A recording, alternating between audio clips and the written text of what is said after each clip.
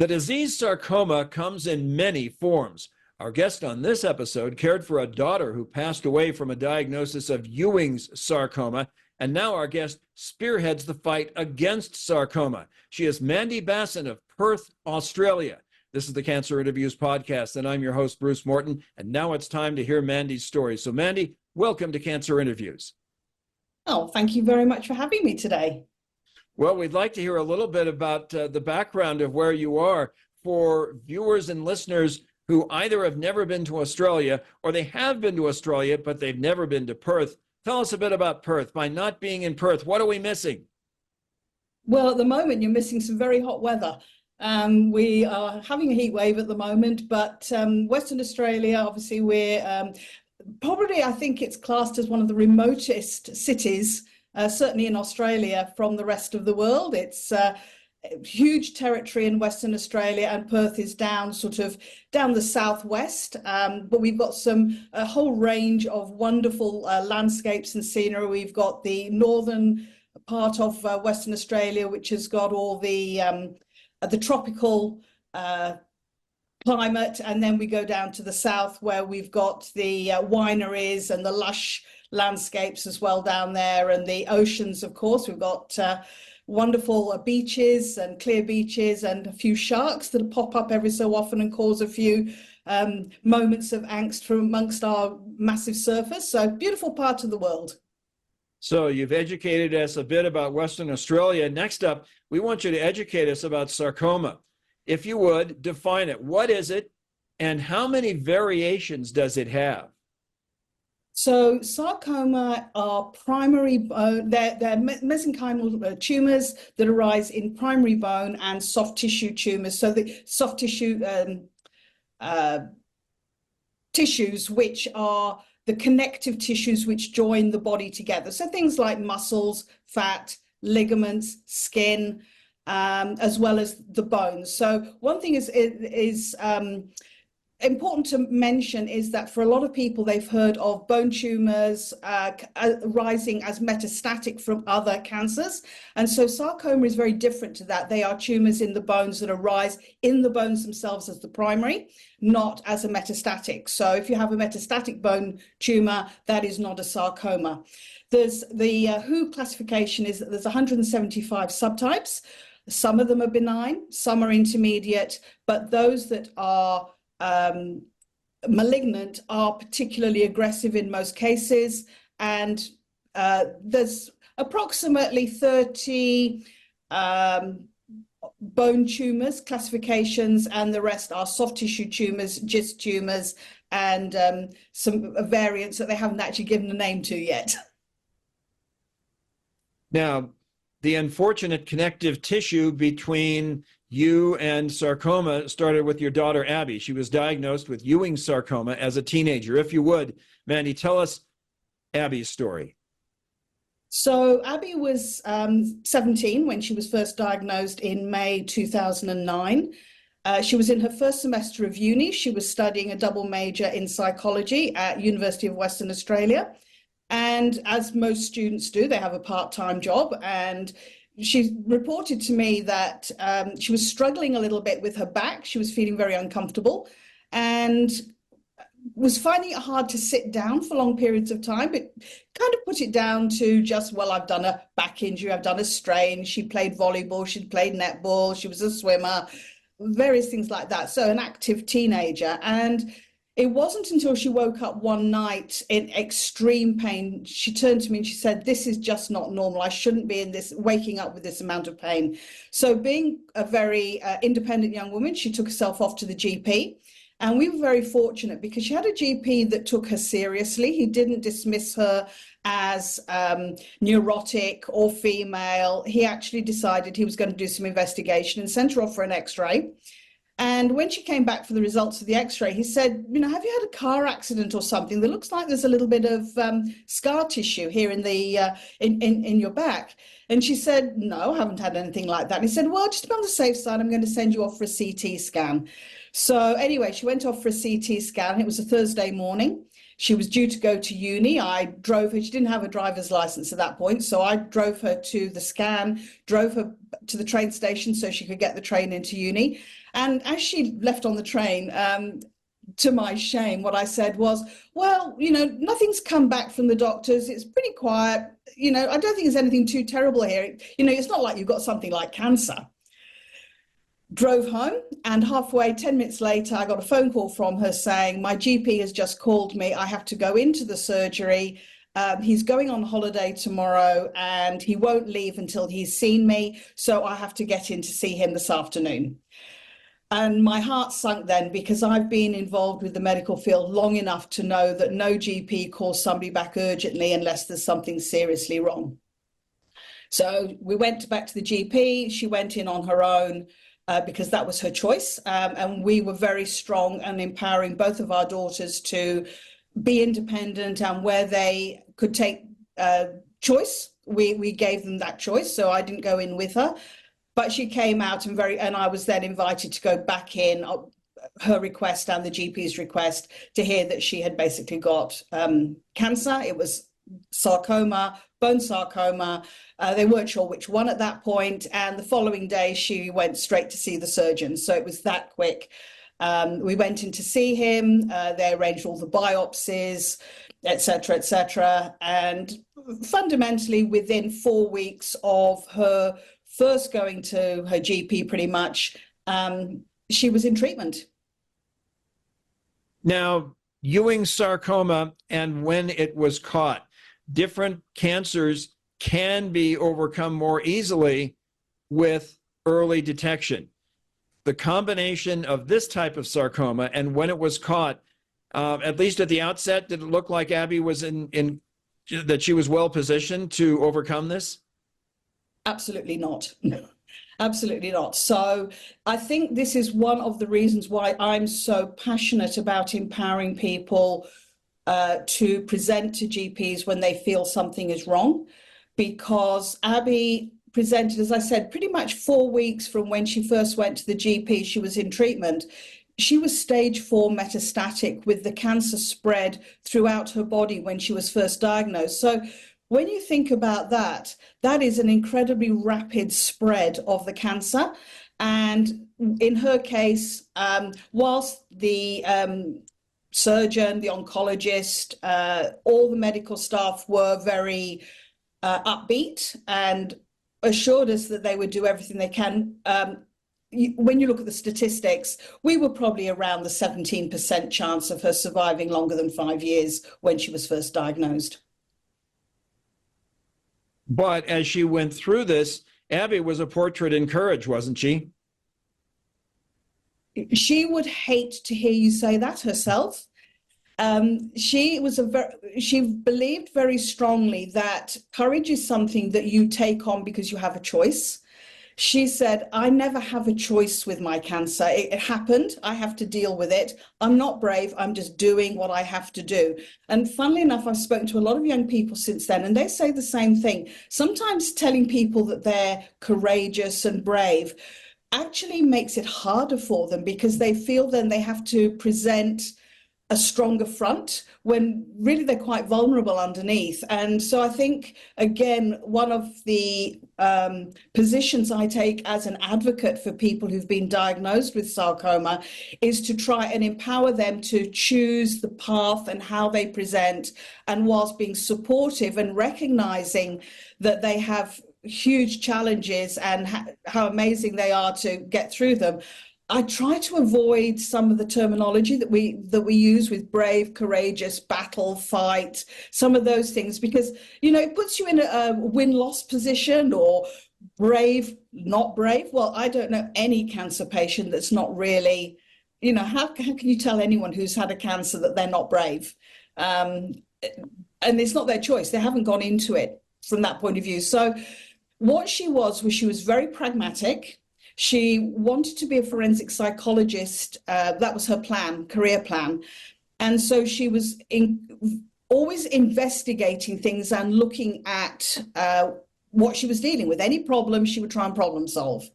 So she did all her research on credible sites. And one thing I'd like to say at this point, which We were very fortunate, and a lot of people weren't. We had a clinical nurse consultant in the appointment at the very time when Abby was told, and we were told, that she had a cancer diagnosis. And that's not very common. You don't necessarily have a clinical nurse consultant in the appointment so that they can then subsequently break down what the consultant has said, and give you your options and give you advice and that sort of thing. So we were very fortunate. And what that clinical nurse consultant did for us at the time was provided Abby and ourselves with a list of reputable sites that we could go and check out. So we avoided the Dr. Google and finding the scare stories and all of those things. The reality was scary enough. We didn't need to hear some of the things that perhaps would have been not very helpful at the beginning of a diagnosis. So she went and looked at those trusted sites, found out what she was dealing with. Also, we were very lucky in that most people have never heard of a sarcoma when they get diagnosed. And because of the nature of what I did, I'd actually already come across sarcoma. I knew what sarcoma was. I even knew what Ewing sarcoma was. So hearing that diagnosis didn't mean it was a wasteland territory for me. It was for her, but for me, I already knew what we were dealing with. So that was helpful, not helpful for me, I think, simply because of I knew exactly what a Ewing sarcoma diagnosis meant.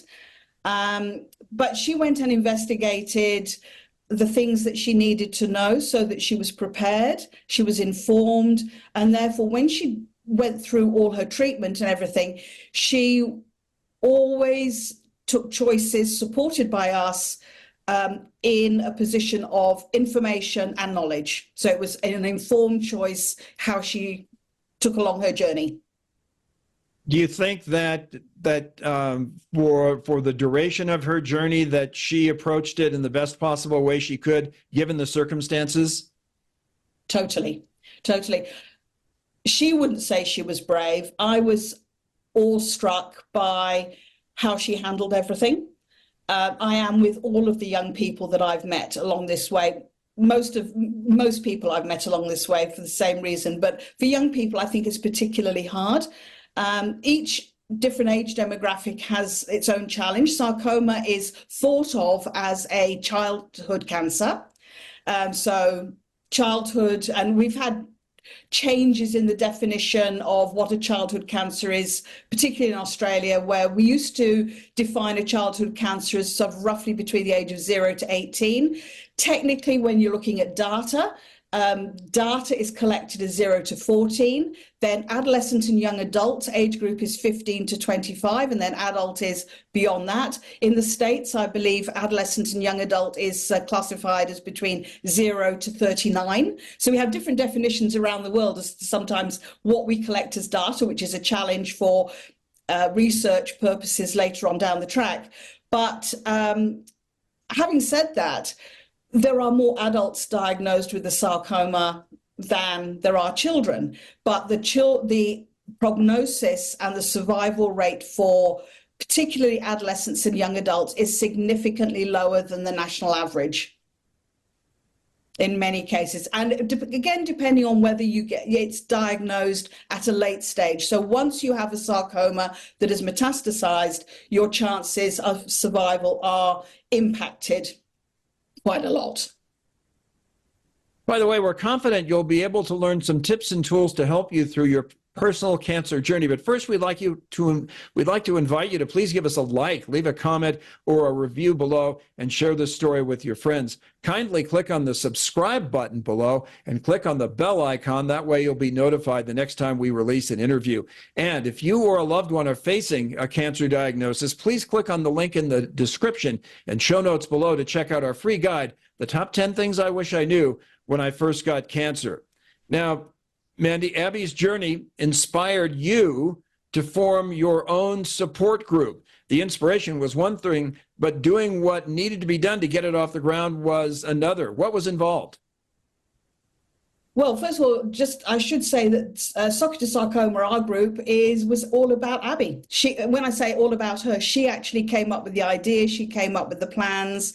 So I'm merely the the extra pair of hands, which now carries it on because she's not in a position to do so. So she was the one who determined it. And then it came about because when she was doing her research and investigation into what was available for people who've been diagnosed with sarcoma, she discovered that particularly in Western Australia and in Australia in general, there was virtually nothing in the way of support organizations for people who had a sarcoma diagnosis, unlike people who had received a breast cancer diagnosis or lung cancer diagnosis or some of the more common cancers. And she said, well, that's just not fair. Why is it because our cancer is rarer, we should be seen as second class and we don't have the same opportunities? And that also translates into opportunities into clinical trials, opportunities into information, opportunities into support. So her desire was to actually change that. And that's why she came up with Socket to Sarcoma, specifically starting out in Western Australia, to fund research, to keep some of the really bright minds that she had met in university here and encourage them to investigate looking at sarcoma research, and then to provide the other opportunities, and also significantly to generate awareness around the symptoms and the need for early diagnosis with sarcoma, because that's why so many people have, as we've already said, less chance because they're diagnosed so much later in the trajectory of the disease. And before we go any farther, if somebody wants to check out what Socket to Sarcoma can do, what is its web address, Mandy? So www.sockettosarcoma.org.au. Now, you've told us about many of the things that Socket to Sarcoma does, but if somebody goes to the website, somebody from the States where I am, if they go to the website, what can Socket to Sarcoma do for them? Well, we do have online support, a couple of online support groups. So if somebody wanted to join those, they're very welcome to do so. We have a private Facebook group for people who have been diagnosed with sarcoma and also their immediate carers. And we do have a number of people from the States who are already part of that group. And then we also have an online facilitated support group where we encourage the opportunity for people to connect online, to have a chat, talk about their circumstances, share and receive support, give and receive support. So it's a very mutual thing. In fact, we just had one very recently, last night. In fact, we have them monthly. And yes, that's one of our new initiatives because we understand how important it is for people to have a community. And in Western Australia, one of the things that we have is, because we have such a large territory, as I've already explained, connection. It can be very hard for the regional and remote communities to connect with somebody else who's received a sarcoma diagnosis. So these are a couple of the opportunities that, as far as support is concerned, it's a way of helping people to connect with others who are on a similar pathway. And there's a whole world of difference between going to a general group of people who've had a cancer diagnosis generally, and a group where someone will say, oh, I've had a sarcoma diagnosis, and someone will immediately say, oh, which sarcoma? Is it a bone or a soft tissue sarcoma? It makes such a world of difference that people understand what your disease is all about. It immediately opens the door. It immediately establishes this shared life experience and a connection. So that's incredibly important in the cancer journey. Our guest is Mandy Basson of Perth, Australia, and we're talking about sarcoma and all of its many variations. And Mandy, you are certainly in a position to disagree with me if you want, because you know a lot more about this than I do. But from a distance, sarcoma strikes me as one of the cancers that would fall into the category of rare cancers. It doesn't have the high profile of, say, breast cancer or prostate cancer. That said, how much more difficult is it to get attention for sarcoma and get funding? Incredibly difficult. I think in Australia, there's been a significant push. We're very fortunate that we have, over a period of time, had a government and some different organizations that have come together to recognize that rare cancers and the less common cancers need to have greater funding and greater opportunity. So there has been a shift in the Australian landscape to try and address this, because you're absolutely correct. Rare cancers and less common cancers do get a significantly less share of the pie, as it were to say, with the research funding particularly, and also treatment funding, because one of the, I think, the debates that is going on at the moment is about genomic testing for rare cancers and how important that what an important role that can play in the diagnosis and option for treatment. And we still haven't quite got to the point yet, which I would love to see, that is genomic testing being an immediate option for our entire sarcoma community once they receive a diagnosis. Currently, we have a fantastic program for pediatric sarcomas, whereby, in fact, all childhood cancers here in Australia, whereby the governments have funded for every child with sarcoma, with cancer, to receive genomic testing and profiling at the point of diagnosis. But unfortunately, once you move into the adult system, that's no longer an option. And very often you have to go through treatment, first-line therapy, and fail that before you may get recommended then for a clinical trial or for genomic testing. And what that means is that you're behind the eight ball, because some of the research that we've seen is that sarcoma would benefit definitely from having its markers looked at, and then we go to the challenge of being able to access trial drugs that are actually going to be appropriate for those markers that are identified. It's a slow work in progress. There is a push, but for those people who currently are going through a sarcoma diagnosis, it can be very challenging accessing clinical trials. And what I find is very hard is that for some people, it's down to they can access treatment if they have the ability to pay. And I think this is something that happens a lot in the States, that private insurance insurance paying for drugs can be a real challenge. And I think this is where health, we come down to a matter of, well, is health a right? Should we have a right to access for good quality health? Or does it depend on our ability to pay? And I think when you have a cancer diagnosis, for me, it's very hard to see someone who potentially could extend their life or have their life changed by access to a drug that is not available to them, and they can't access it because they can't afford it. Mandy, we're going to wrap up now, and when we wrap up, we pretty much close with the same question for each of our guests. So if you would, imagine that you've encountered somebody one-on-one who has just been diagnosed with sarcoma. They don't know the difference between bone and soft tissue. There's a lot of questions they have. You might have a lot of answers, but if there was one overarching point that you wanted to make sure got through to this individual as they go forward in the very early stages of their cancer journey, what would that point be? I think the point is that I would say to them is, take every day as it comes. You are unique. Your tumor is unique. Don't look for others. Take it a day at a time. Control what you can control and trust in your specialists.